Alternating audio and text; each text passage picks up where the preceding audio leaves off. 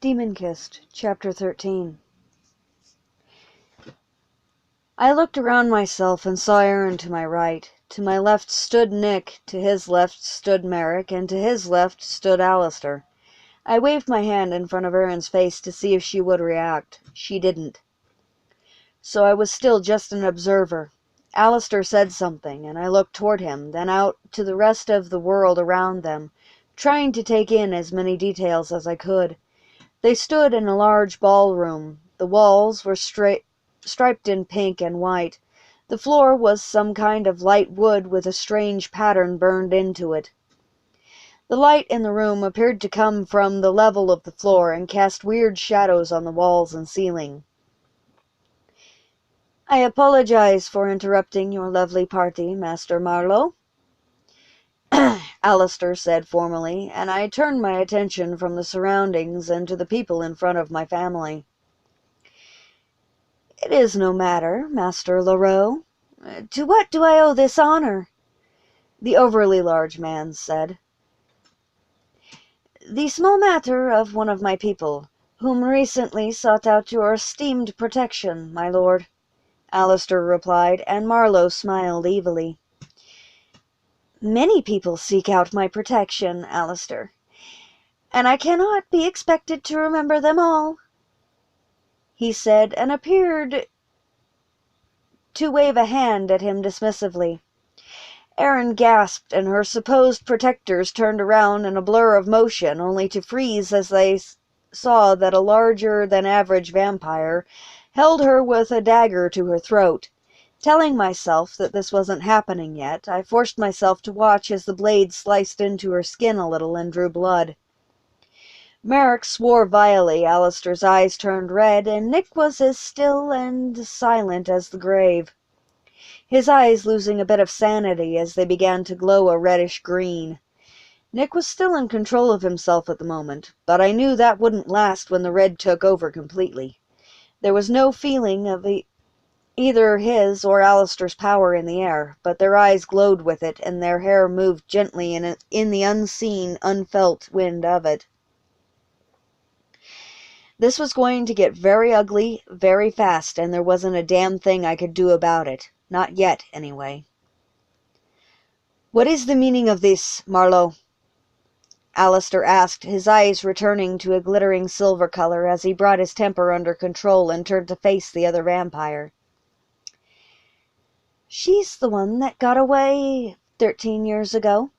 And she escaped again over 7 months ago, thanks to that blasted demon mark she carries. The little bitch would have already been mine if not for that." The fat little man spat, then laughed maniacally. All three men had frozen at his first words, and Aaron made a strange sound of mingled pain and fury.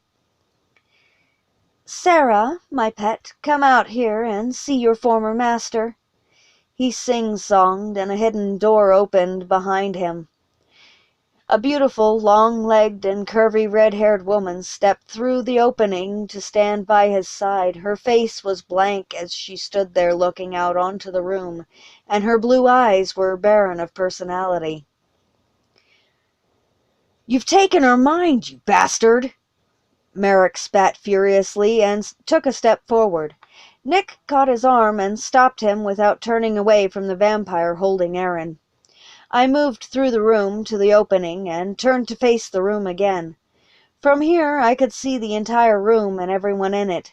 It may not help in the long run as far as the outcome of this vision was concerned, but I would at least be able to take more information with me when it finally ended, and I could do something to change it. Alistair had not moved or spoken when Sarah had come out, and now I could see why. His eyes had lost their glow and had darkened to nearly black with pain. His face was a frozen mask of arrogant dismissal, and his body was still, but his eyes revealed the pain he felt at seeing her in this state. "You have 2 choices here, Leroux. You can either reclaim your traitor and leave the demon's bitch with me, or you and all your friends can die and I get the bitch anyway," the fat little bastard said, and grinned broadly. Either way, you get Aaron. I cannot see no reason to let that happen, as what you have done to Sarah is a far more cruel punishment than the painless death I would have given her for her treachery," Alistair said, and stepped back to Merrick's side. Placing his hand on Merrick's arm, his eyes went unfocused for a second, and then all three men were moving in a blur.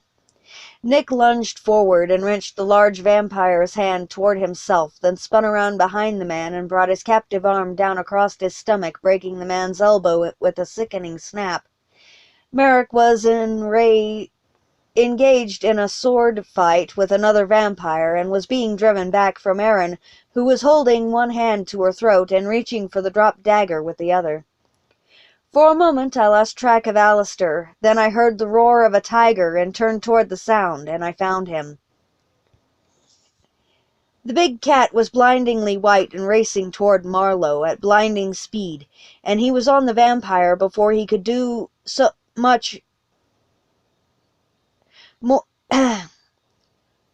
much more than raise his hands and scream for help, bringing him down in a shower of blood. The scream of a jaguar answered the tiger's roar a moment later, and was followed by the roar of a lion. Good gods, they'd all shifted, I thought, and turned to take in the scene. Marlowe had regained his feet, but was having trouble keeping Alistair from taking out his throat as they fought. Merrick was now a golden lion, was tearing the arm off of his opponent, and Nick, in the form of a black jaguar, was literally shredding anyone dumb enough to get within range of his claws. Screams filled the air as the big cats tore into the enemy vampires in the room, and I looked around for Erin. With all three of them shifted into their alternate forms and engaged in battles of their own, her back would be undefended.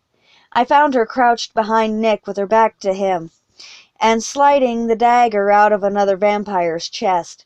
I looked up at the ceiling above her and saw another vampire jump down to land on top of her. She screamed, and Nick spun around, swiping his claws across the vampire's neck and taking his head. Erin slumped completely to the floor as the body fell to the side, one hand clamping to the upper left side of her chest, her fingers red with blood, and the dagger fell from her hand. The sound it made when it hit the floor was swallowed by the battle being waged around her. Nick returned to human form, picked her unresisting form up, and ran to the far side of the room, where he laid her down and pulled her hand away from the wound on her chest. She coughed, and blood spattered on her lips. Her lips moved, but I couldn't hear what she said over the noise of the fight, and I couldn't move from my position. I was frozen in place on the other side of the room.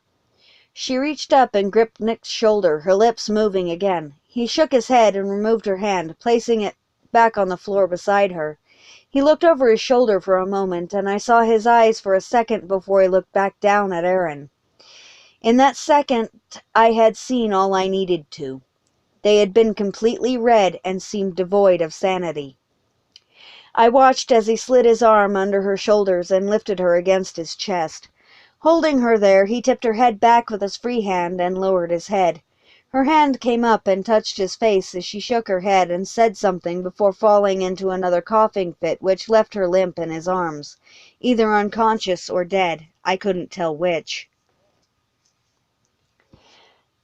Nick kissed her forehead, then finished lowering his head until his lips touched her neck. He opened his mouth and hesitated for a moment, then he struck, his fangs sinking into her skin. Nick pulled back after a few seconds and licked the wound closed. Then, using a fingernail, he cut his wrist and pressed it to Erin's mouth. The vision cut off abruptly, and I sat up on the couch with a shout of denial, scaring Alistair, who was sitting in the chair in front of his desk. Ignoring him, I leaned over and covered my face with my hands. For once in my misbegotten life, I wanted to return to a vision, and I couldn't. I needed more information. Where did the vision take place? More importantly, when did it take place? There had been something off with this one. I could feel it now that I wasn't watching it, and I needed to figure it out. If Erin were dying, it made sense that Nick would turn her to save her. But why would he need to with Merrick there, and when? My mind circled around those questions for a moment, then moved on to others. 7 months, Marlowe had said. The constant attacks had finally stopped a week ago, nearly 3 months after the initial attack on the hunters, which made the vampire's claim lack any sense. When? Where? Why? How? When would this happen? Where would it happen? Why would it happen? And how would they come to be in that situation? Marlowe had said he'd tried capturing her before 13 years ago.